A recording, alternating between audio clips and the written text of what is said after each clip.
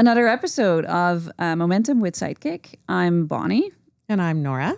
And we're two of the co-founders of Sidekick. And in our Momentum podcast, we love to just tackle topics that we come across where kind of society and business intersect. So take, for example, AI, hot topic out there. What does that mean for you in your business as a leader, as a department lead, as a person? We distill that. We kind of explore what's out there, but always try to ground it in what does that mean for leaders just like us who are out there, and try to kind of just provide some tangible insights and tools. Yeah. And in today's episode, we're going to discuss a listener requested topic around goal setting. And yes, it's great to consider these bigger topics of AI, human-centered leadership. What does that mean? But at the end of the day, I have a job to do. I have increased pressure around performing.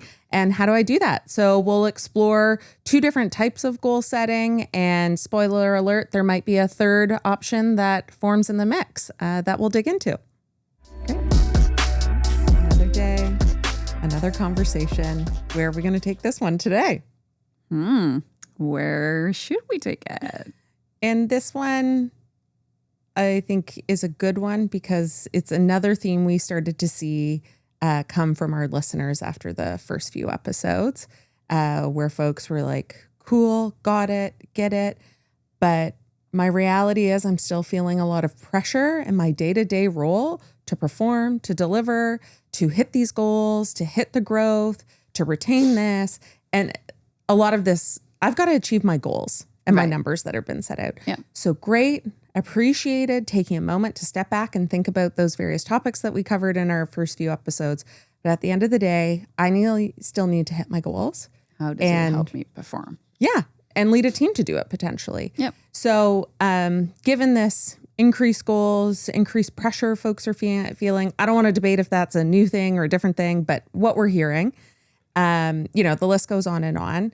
So maybe today can be a bit about not goal setting 101, but like what are different types of goals to set? How do you set them? How do you achieve them? How do you rally people around them? Because some of the conversation has been, or the questions that have been coming in is, so what do I do? What's the right thing to do? Yeah. And some have leaned more towards bigger goals, that sense of like they should be out of reach, rooted in their why. Others are saying, I need to hit my numbers every day and I need my team to hit their numbers every week. How do I help them? What are some practices we can put in place to get into that good routine as a sales team, as a customer service team, whatever it may be? And when they've approached me at this conversation or we got some questions about it, it was like, well, is there one right way? Is one better than the other? Mm-hmm. So would love to explore that a little bit today. Yeah, interesting. As simple as it might seem, it can be pretty complex to set the right goals. And I think, either side or whatever, it feels like they both would have, or kind of big goals would have their pros and cons. Small incremental goals have their pros and cons. So a lot to explore there, I think. Yeah. So maybe let's dig into kind of those extremes, if you will, or the different types out there, because you're right, they all have their merits, their pitfalls. So do we want to start with one side of the spectrum, so to speak? And it something tells me in working with you for a while. Do you want to start with my favorite? Yeah, I know where you lean on this one. Yeah. So, let's do that. I'm generally more motivated by like big aspirational missions, purpose, goals. I think the most commonly used kind of in the business context is the BHAG, Big, Hairy, Audacious Goals by Jim Collins, which I would, in my words, kind of define as like the more long-term, bold, aspirational, emotionally compelling type of goals, more of a vision, not necessarily a very quantified goal. I think there are variations that we can explore there. But overall, what it tends to do is it anchors a team. It kind of creates this sense of belonging. We're all striving to this North Star, kind of creates a a proactive mindset instead of a reactive mindset. Drives innovation, focus, clarity. If done well, I think it also allows for resiliency during times of change or uncertainty. But that is already kind of getting into the territory of like, in my view, those big goals should be related more to your why than to your how, because then it can start to feel too limiting. That distinction. Yeah. But looking at kind of the stats that we see of like, what does this do? Research provided by Business Insights was that, let me get this straight. People in companies that have a big, hairy, audacious goal that people generally believe in are 6 to 7 times more proud of where they work. So it brings this kind of belonging, pride. And then on top of that, they are 14 times more likely to be inspired. So that's the other thing. It brings this inspiration. But I can also already hear the contesters or the people that might prefer more of like the small incremental goals, that it feels like too lofty, like a pipe dream. It's you can never accomplish it, or it's too far away, so it takes a long time to get there. So you never really celebrate or focus on those positive wins. So it can be demoralizing. Or how often have you seen people roll their eyes with some big statement on a wall, right? So I can see how it doesn't work for everyone, and can see kind of the counter side of it too. One other dimension that I want to throw in there, because I think it all still really depends on how well you set a goal like that. So there's also something in the and thinking of Simon Sinek's book around finite versus infinite game. When you think of Nike in the early days, their mission or their goal was to just beat Adidas. Yeah. Which I think is another avenue that we could explore. Like, would you ever set such a like competitive, comparative goal? But the reason I took it is that it's finite. It's like, okay, once you've accomplished that, then now what? So It's a yes or no. We did or we yes didn't. or no. How big is it really? It was in Nike's early days, so maybe there's something to explore there around like maturity of organizations. But it has, I think, as most people would know, transitioned into a mission to bring inspiration and innovation to all athletes around the world. And that, to me, is an example of a great one. And if you take the 5 criteria that Simon Sinek has in his Infinite Game book around like what this big visionary goal should look like, it should be something that you stand for or reflects what you stand for, that everybody in the company can contribute to, that has a positive benefit on others, allows for resiliency, so like some sort of change within how you get to it, and it needs to be idealistic. So maybe even something that you would never truly accomplish. Like, would Nike ever reach every athlete in the world? Right. Maybe. It's also hard to quantify. So, yeah. But it is, I think, motivational. I like that. So this was my pitch for big, hairy, audacious goals.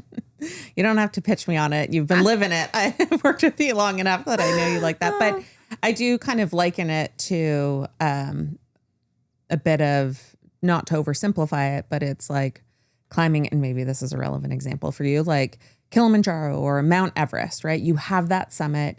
You have that big, hairy, audacious goal for yourself that I want to summit that mountain. Yeah, reach the one top. of the largest mountains or the largest one in the world, get to the top, before I'm 40 or something like that. So I can get that summit becomes just get to the top and becomes your big hag or that BHAG, or, that big visionary, aspirational, maybe idealistic goal for some people. Yeah, fair. Yeah. But then the question for me is, how do you know you're making your way towards there? But I will hold on that because this is where our debate comes in. But it's good for people to think to themselves, I guess, of like, what's your summit in life, in work, with your team on a day? You know, how do you translate that equivalent to yourself? What's your summit? Yeah. And then some other ones. So you mentioned Nike, the other ones that kind of come to mind. And, you know, my Toronto is showing here and my love for sports is showing here. But I think of when Masai Ujiri became the president of the Raptors. Oh, now my dates, 2013, maybe around there. You know, his thing it was, and he very clearly said at the press conference, I'm here to bring a championship. To Toronto, right? And the Raptors had been around since the late 90s at this point. So it's kind of like, okay, they're still a young franchise. Is this possible? And by golly, like they slowly built, and he made some tough decisions to get there. But that was their BHAG. But on a smaller scale, you know, I think of in teams I've been a part of, you know, our leaders have tried to create our own version of a BHAG. That's our like North Star, our rallying cry that brings us all together. And when I was on a sales team, it was, we are going to be the team that X% growth. That was kind of like, oh my gosh, are you kidding me?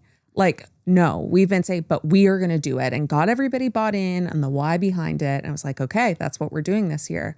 Or when I was in a customer service team, it was, we are going to be like beat the industry standard on NPS scores for our industry. And it was like, okay, like we're small fish, you know, and you could, again, this eye roll test that started to happen, but those like BHAGs in a departmental or a team level start to emerge. But I think your comment before too, as I'm like kind of unpacking that a little bit, of people's styles, right? And I tease you and I joke that of course you gravitate towards these, but I think there's something in your preferences. And we've talked about the DISC assessment that identifies the 4 different preferences people lean towards.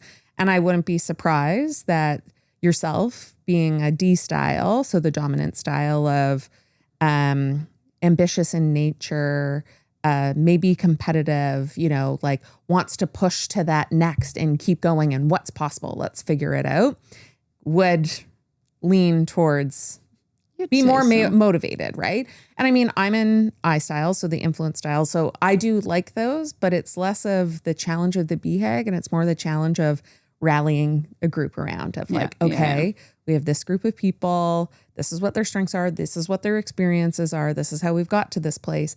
Like, how can I rally? What's that connective tissue that's really going to motivate them and keep that alive? Yeah, I can see that. And you mentioned something there that triggered something for me in terms of like, what are some of those tools to get to a good goal? And it was the sales goal that you mentioned, which is this concept of the moonshot question, right? Instead of looking for how can we increase by 10%, sure, people will be motivated by that, will probably get you there. They will come up with small kind of incremental changes that you can apply. But then what a moonshot question would do is like take it from like, what if it's not 10%, but 10 times what we're doing today? That will immediately kind of change the thinking, drive innovation. Like it will just make you think differently because you have to do something completely different than you had done until that day. So that moonshot question, I think, is something that's very tangible to kind of help you set a big, hairy, audacious goal. Another concept that I was thinking about is, and I love a good Venn diagram, it's the hedgehog concept where you kind of map the thing that you're deeply passionate about with the thing that you can really be the best at, and then something that's kind of financially sustainable, right? Like the economic driver, and then that sweet spot in the middle. That's probably where you need to go look for defining that aspirational goal. And then closer to home, if I look at what we do at Sidekick, because spoiler alert, I think we have we have a combination of different personas and preferences on our team, and we're doing a bit of both, right? We're finding the balance between big and audacious and incremental goals. But we've been using entrepreneurial operating system and their vision and traction organizer to define both our purpose, which is a bit more like lofty, aspirational, as you know, but also a 10-year vision, which often is a bit more quantified. So it could be that like 10x type of quantified goal. And then we have started to develop a bit of our own framework that actually, now that I think of it, is pretty similar to that hedgehog concept, but is balancing 4 Ps. So purpose, passion, people, and profit. And I think every goal as an organization that you said should aim for the right balance across that. So just kind of some tangible tools to kind of help think about what it could be for you as a person, for you in your department, for you in your organization. Because it, I think to your point, also exists at various different levels. So the tools being the moonshot question, like that 10x, this hedgehog concept that I think is also Jim Collins' piece. Yep. And then the entrepreneurial operating system, like what's that vision, purpose, 10-year target that feels a bit out of reach. Cool. And don't get me wrong. When one exists, I am that 14.2 times type of person that I get really behind, like there is no stopping me. I'm probably pretty annoying about it, but like I get really bought into it and I'm like, yes, we're going to get there. And I know this is the group of people for sure. We'll figure it out. We'll get there. But it also identifies that sometimes when you have those potentially idealistic, maybe a little bit out of reach, not so tangible, inspirational, bigger, audacious goals, that doesn't necessarily show you like, so what do I do today? How do, like, what's the first couple of steps I take, let alone what steps are we taking together to get there? And I think that's where, spoiler alert, my fave of those smaller incremental goals and celebrating those wins, if you will, along the way is really important to be the path to get there. And that's usually where I lean a little bit more, which is where you and I go back and forth from time to time. And we've come to appreciate each other's strengths and our perspectives. But these, the other side being this smaller incremental goals, they're usually shorter in nature, more structured, more tangible. Why I love them is you can kind of review them in a shorter period and learn like, are we on track or are we off track? Instead of just like close my eyes and have I made it to the summit? You know, like how do I know that I'm making progress? And there's some motivation in that. There's some inspiration. It's like, okay, we got to just keep going, like one foot in front of the other. And there was a Forbes study a few years ago that looked at the organizations that set monthly and quarterly goals and reviewed them, had in a very strong cadence, had 31% higher growth. So like there's something there, right? So to there's be able, proof for both. Yeah. Like, and then when you looked at organizations that did that, plus they wrote them down and were visible to all. So not an out of sight, out of mind. Yeah. That 31 became 42. Interesting. So, and I won't bore you. Then I went down a rabbit hole of these two guys from the 60s who studied goal setting theories that they also said that. So I was like, this has been around a lot. So why is not everybody doing it? Right. Yeah. But again, it's probably there's some preference pieces in there. But I do get that being shorter thinking, more structured, one foot in front of the other, you can kind of just be looking down at your feet moving forward and you miss the bigger picture. You miss a bigger opportunity that passes you by. So there can be that incrementalism and you miss innovation or transformation opportunities. You can become a bit stagnant. Teams can be perceived as busy and you're rewarded for your activity and not the quality or the outcome. So I get it does have its limitations, and this is where kind of leadership comes in to help manage those pieces. But, you know, it's my preference. It's your preference. Yeah. And it's actually interesting because when I think about myself, sure, I do lean a bit more towards the big, audacious goals. But when I look at how I run, for example, so maybe it is something about how mature or advanced you are at something and how big you then think. But when I run, I never set a big goal. It demotivates me. It stresses me out. I always even when I go on a 5K run, I run from kilometer to kilometer. So I get myself, and I often kind of try to remember, even like on my course, like where 1 kilometer is approximately there where I cross the street, then kilometer 2 is approximately there where that bridge is, right? So, and I get myself from one to the other. And you mentioned the summit and Kilimanjaro, which I will be doing March next year. So I'm curious to see kind of in that journey, what will motivate me more? Like the vision of me and my best friend standing there at the summit and taking it all in. Like, is that what's going to get me through it? Because it's going to be tough. Or is it more of the walking from camp to camp? And I know today we're going to walk X 100 meters, X number of hours, and I can see the camp, and I don't start thinking about the next one until that becomes a reality, right? So I'm curious to kind of experience where that goes, but report back real time. Maybe you should do a live podcast recording while you're summiting Kilimanjaro. Just an idea, throw it out there.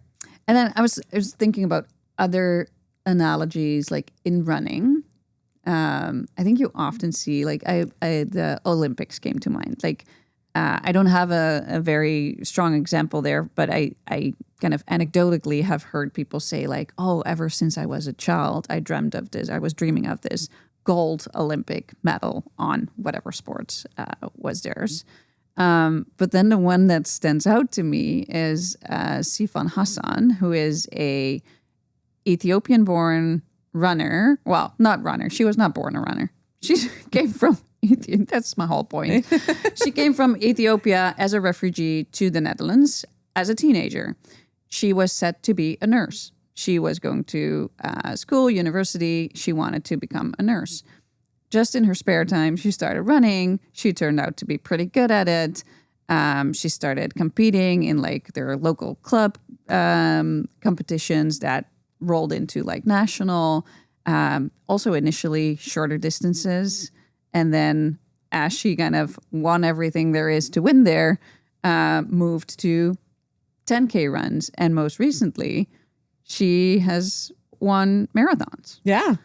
Big time. Which she had never set out that as a big, hairy, audacious big, important goal, marathons. Yeah. Right. So that is also an interesting example to me where both approaches apparently can work. And they don't even have to go hand in hand, maybe. Totally. Closer to home, another case example that I read about was Bo's craft breweries. I often drink their beers. When they started, they did not set out to be the best or the biggest craft brewery in Canada, let alone like not even in Ontario. They just kind of started building block by block, small steps every time, and they identified 3 key areas that they wanted to excel in. But every year they just set micro goals to accomplish them. One of them was like around sustainability, for example. A microbrewery, setting micro goals. Micro goals. That's fun. But the reality today is that they have become the best craft brewery in Ontario. So small steps, small wins, and then taking it to the departments that you raised kind of in the big goals conversation. Started to think through like for customer service, which is a world that I've operated in too. Like, yes, we had a goal around like we want to be the best service expressed in kind of an NPS measure. But then what we also did was knowing that one of those components that really played into that was waiting times. How do we reduce our waiting times by 30 seconds over the next quarter, right? Small, incremental, and then from there on kind of moving to the next. In sales, it could be something, big goal would be the 10x revenue. Small goal could be, let's get our first 5 prospect meetings next week, next month. And then also starting to think about kind of the preferences that you talked about, where D preferences, like in DISC, the dominant and influential preferences would probably lean a little bit heavier towards kind of aspirational goals, bigger goals. The C style and the C and the S style, more structured, more like the S really motivated by helping and supporting others. So kind of the celebrating small wins really plays into that. C style, really like precision, discipline, structure, which I think also is a bit more accessible in like incremental and small goals, if you will. So I don't know, maybe I've convinced myself. I was going to say, it sounds like you have. Well, your Killy summit will probably convince us of it. But it's interesting, too, thinking about when you're saying the C and the S, which I don't disagree with that, but being an I style and saying this is my preferred. So it's confusing that way. But I definitely do like this structured piece. And maybe when I was sharing earlier of what gets me excited about a big, hairy, audacious goal is that like connecting it and rallying a group to accomplish that. And maybe that's why I've like had success in this way and not really realizing that until this moment as I'm verbalizing it. So there's something there. But and also remember, like disc styles, we like to put people in boxes, but everyone has a little bit of everything. So your preference in a certain context could be different than in another context, right? So maybe you have a bit of S. So when I think of various tools I've used when either rallying a group of people or even attaining them myself, whether rowing, running, whatever it may be. And some of these probably won't be surprised for folks, but is like setting SMART goals, that SMART acronym of specific, measurable, attainable, relevant, and time bound. Yeah. Like it's a good gut check that if you were going to set a smaller incremental time bound one, like use that piece. The second is the John Doerr's OKR framework. So what's your objective, your key result, and then kind of what are you going to do, your initiatives in between to get that. And it kind of really lays that out in a way that folks can understand and engage with, and there's some structure to it. And then lastly, you mentioned EOS, or the Entrepreneurial Operating System, before. This shorter measured goal that you can get more frequency under your belt to learn from and adjust. Like, are we doing the right thing? Like, is 20 calls a day the right thing, or, 5 proposal, or whatever, your 5 kilometers a day to run a marathon. Is that the right thing? Being able to get more repetitions under your belt is a great tool. And their 90-day system and setting quarterly rocks for yourself, or quarterly goals that are smart in nature, I found really helpful. So SMART goals, John Doerr's objectives and key results, or OKRs, and then the Entrepreneurial Operating System's 90-day or quarterly rocks I have found very, very helpful. Yeah. So there's also something in like, and kind of that was triggered by the 90 days and the Entrepreneurial Operating System. It's a system, right? It also kind of has tools, processes, mechanism in place that help you to hold yourself and hold others accountable. Yep. So I think that's a piece that we have not really touched upon yet in terms of like, okay, great, we set a goal. Now, how are we going to accomplish it? Yeah, it's harder to hide, right? Yeah, like for sure. On the SMART goals, and I think we said something similar in the big, hairy, audacious goals. There's a bit of an art to it. Like, I sometimes see SMART goals, and that's probably where my D preference then really comes in, where I get really frustrated, achy. I don't know, when it's like we try to pour everything in a SMART formulation, and then it doesn't mean anything anymore. Yeah. It's great. Tick a box. Or it's like you're measuring everything but nothing at the same time. And to what end, right? Yeah. Like always keep an eye on like what is it ultimately contributing to. Wanted to come back to that one observation that I shared earlier. And I said it in the context of me running and maybe feeling that winning the Olympics might not really be within the realm of possibilities. That's big and audacious, so go for it. Smaller goals. But I think I see the same thing happening in like a business context, where when you see these lofty and big goals or visions out there, even the ones that we referenced, they're Nike, they're WestJet, they're big multinationals. They've gotten a certain amount of impact, and now they can really influence the world, Right. literally. But for smaller companies, if you don't have the resources, the funds, are you maybe also forced to think a bit more in like smaller, attainable? And is it around creating momentum to get somewhere, kind of that experimentation, finding a proof point, and then how do you feel about that kind of Yeah, I think small, big organizations? Yeah, I think there's something to what you're saying of what is easier or more natural, but I also think it is relative, right? Like what is fair. It's a choice. Like what's a big, hairy, audacious goal for us as a team of 7? You know, it could be different than A big, multinational. a company, but still it's relative to us, right? It feels big, it feels audacious, to visionary, aspirational, all those things you said for us, just like for WestJet being the number 1 airline in Canada, probably also feels like that for them. So I think it's a bit relative, but I can see how you might lean one way or the other given your size, but it might be your tenure as an organization, your history, your clout, your confidence as an organization to say something, and you can say bigger and bolder statements. Yeah. But I wouldn't give smaller organizations an out for one or bigger organizations an out for another. Like I ultimately think, and you kind of, when explaining the big, hairy, audacious goals earlier, started doing it in reference to incremental. And that's why I was like, this is where I think the 1 + 1 = 3 starts to come in. Like when folks are saying like, which one do I choose? Where should we start? I was like, I think that's a false choice. Like I actually think it has to be both. And where more excitement probably comes from one, the other is still a necessary component. Yeah. Yeah. And whether that can be different for each person, right? One excitement can come more from the incremental and the big vision is still a necessity or vice versa. Yeah. But we always need both. Yeah. It's a yin and a yang, 2 sides of the coin. Yeah. Kind of piece.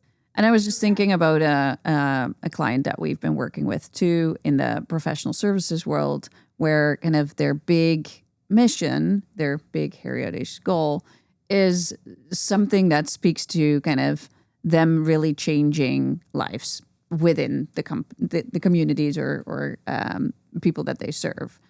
But then if you look at their kind of annual plan, they've broken it down to like, we want to reach everyone, but to do that, we need to introduce new services. We need to reach new areas geographically. So it's again like identifying what are those small steps to ultimately reach everyone and change and touch lives of everyone within that specific community, right? So, and we see that working, right? Definitely. So I think another example, but I think we've convinced each other that we need both. Yeah. Just wanted to add that third component that you brought up too, is I think instead of like a 2-legged stool, which will probably fall, it's a 3-legged stool. So there is the big, hairy, audacious goal. There is the incremental goals, measurable steps.